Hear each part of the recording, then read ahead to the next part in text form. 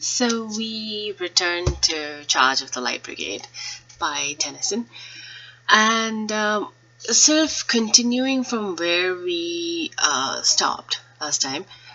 So we looked at the idea of the psalm and how there is a certain kind of destabilizing of the critique of sending, men to war, sending them to,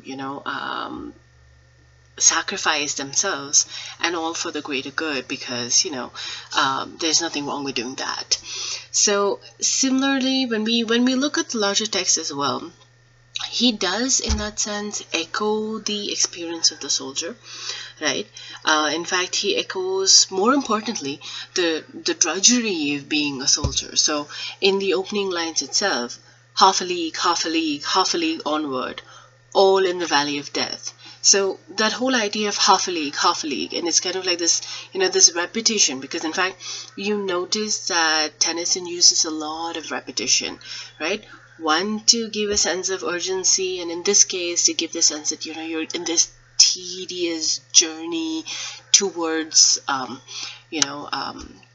towards this place that's offering certain death to you, right? But the point is that the battle and the rush of the battle, or the urgency of the battle, is one part of being a soldier. A lot more to being a soldier actually comes from the experience of waiting, the trekking towards the battlefield, right? There's a lot of that comes. There's a lot more stillness in that sense. There's a lot more sense of, pausing and waiting for the action to reach you, or waiting for the enemy to appear. So what that also ends up doing to the soldier is that you are aware of this sense of tension, this unreleased tension within you that just sort of keeps on fermenting. So that when you finally end up in a space of action, you are rushing into it, because you're also like, oh, finally, this has to come out from me. So in fact, you see that in The Thin Red Line by Terence Malick, where he portrays the experience of the soldiers. So a large part of the film is actually them waiting, but for them, it's not just waiting, it's also with a sense of tension, because you don't know if somebody's going to sneak up on you, if you're going to die because of this. Is it going to end poorly for you? Are you going to see tomorrow? You have no idea. So you're living with uncertainty, right? And that is the reality of the soldier's experience.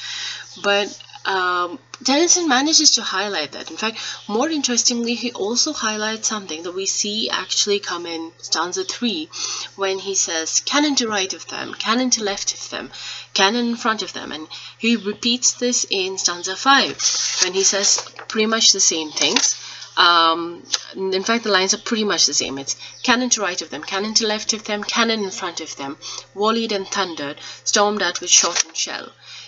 In stanza 3, it's boldly they rode and well, into the jaws of death, into the mouth of hell rode the 600. In stanza 5, it's while horse and hero fell, they that had fought so well came through the jaws of death.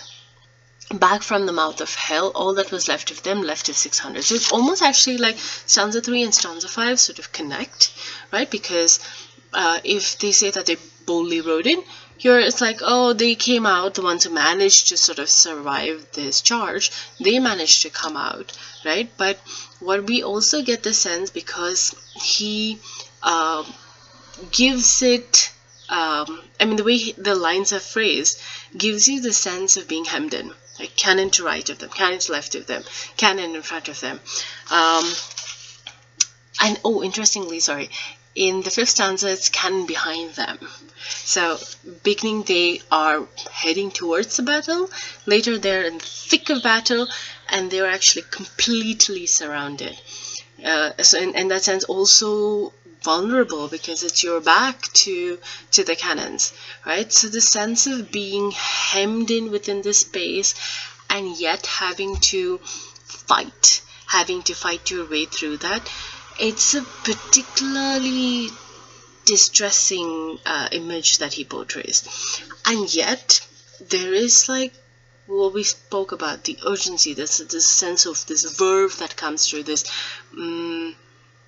pace that is sort of present, that, like, as if there's something very exciting happening that comes through in the poem, which belies this sense of claustrophobia, because you get the sense that there's a heroic moment playing out, even though it's messed up, problematic. But let's focus on that. Let's focus on how they managed to do it anyways. Let's focus on the fact that they went in anyways. They did not stop. They did not rethink it. They bravely, stepped ahead. Great. I mean, it is obviously a great perspective, and there isn't anything wrong in focusing on the bravery of soldiers, because there is no doubt about it that they were unbelievably brave to walk into certain death.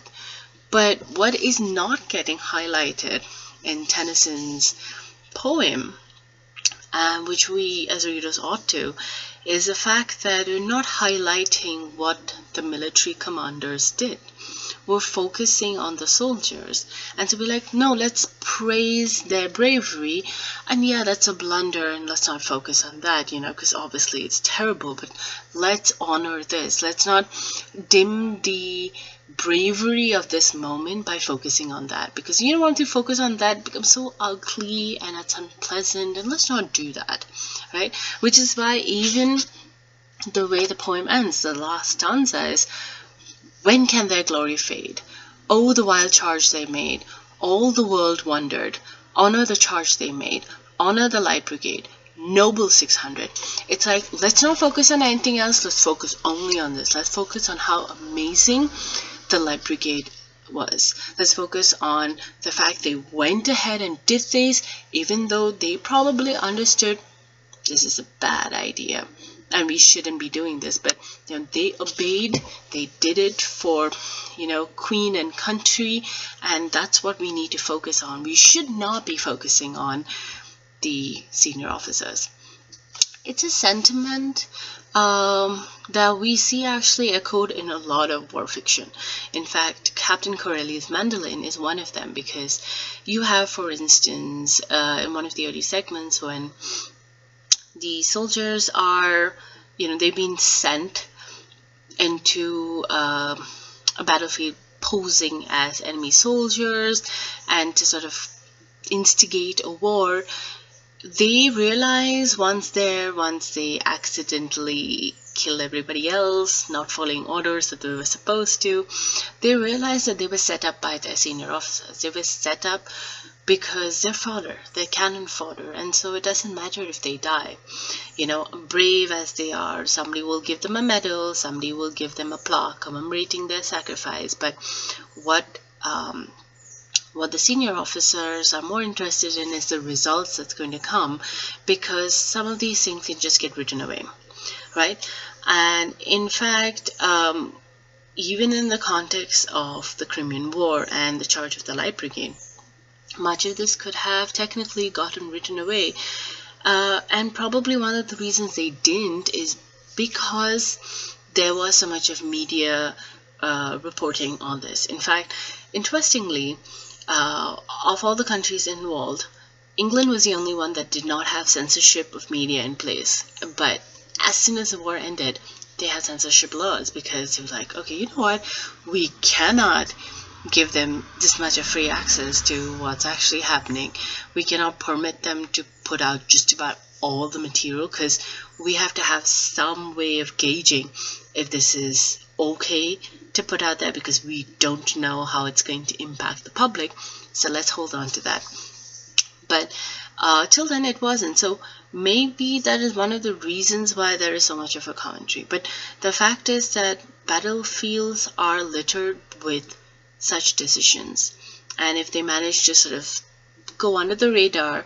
No one really finds out if soldiers have been pushed into a position where they're made to sacrifice themselves, because it's not necessarily a willing thing. And I am, of course, reminded of Patton and his brilliant quotes on dying for your country, because he does not believe that you have to die for your country. So to quote him, no bastard ever won a war by dying for his country. He won it by making the other poor dumb bastard die for his country. And that makes a lot more realistic sense, because that is the bloody side of battle, that you are there in the business of killing people to make your country win. And unfortunately, in situations like this, what you see is that you are equally treated with such callousness, and no one particularly cares how impacted you are by this whole experience. So that's the problematics of a space like this. But what is important to recognize is that maybe, whether it was because he was poet laureate or not, but a lot of Tennyson's writing is very nationalistic. We could, of course, chalk it up to the age, because it is the Victorian age. It is an age of great change. It's also a time when the empire had expanded and had sort of really spread itself out. And there was a sense that, we are part of something great. We're part of something wonderful, problematic as that is. But when you come to a space, when you realize that there is all of these great changes happening, and you realize that there are also so many threats imminent on the horizon, there is a tendency for a flowering of nationalistic rhetoric. In fact, jingoism really comes from this time period. In fact, it was coined around this time by the kind of vaudeville performances that used to happen, where you used to sort of have these pro-war narratives being performed, right? And so that is also the climate in which Tennyson's writing, which is probably why even in Ulysses, inspired as it is by Homer's Odyssey and by the character of Odysseus, it still has this kind of nationalistic fervor, which doesn't necessarily match Homer's writing, but it definitely matches Tennyson's age, because Ulysses ends with those very interesting lines. One equal temper of equal hearts, made weak by time and fate, but strong in will, to strive, to seek, to find, and not to yield. So it's that same kind of nationalistic fervor that you see, because much of the language of Ulysses as well centers around the idea that we are going to find greater spaces out there, discover new lands, which is literally the language of imperialism, and we are going to do this by dint of our hard work and our ability and how great we are, because we've done it before, we've done it multiple times. We may be old, but we have it in us to do it, because that is the strength we possess, not just physically but mentally and emotionally. And so we can achieve this. We can go and scale greater heights. We can discover newer lands. There are many more spaces out there that we can take possession of, or at the very least learn about, right? So that is still the language that comes in a lot of Tennyson's poetry. But like I said, it could just as well be as a result of his position as poet laureate, but equally the fact that it's a reflection of the temper of the times, because the popularity of a poet in his or her time has a lot to do with what do your readers really want to hear, what are they most concerned with, right? Once you can sort of gauge that and you put that out there, you are in that sense going to touch the pulse of that moment, and you're going to sort of express that with a certain kind of clarity in your writing. And that is what's going to be appealing to the readers, because it is a fact that Charge of the Light Brigade was very popular when Tennyson wrote it. And in fact, it had also been printed and sent to soldiers at the front for them to see and for them to read and,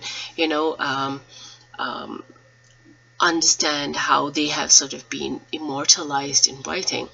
And so it had this way of sort of building up this fervor to fight in the soldier, right?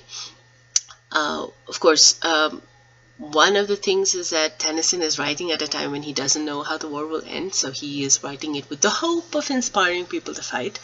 We, of course, know that they were ultimately successful, but we can understand then how such a text could have been influential, right? So with that, we kind of wrap up with our reading of Charge of the Light Brigade by Alfred Lord Tennyson.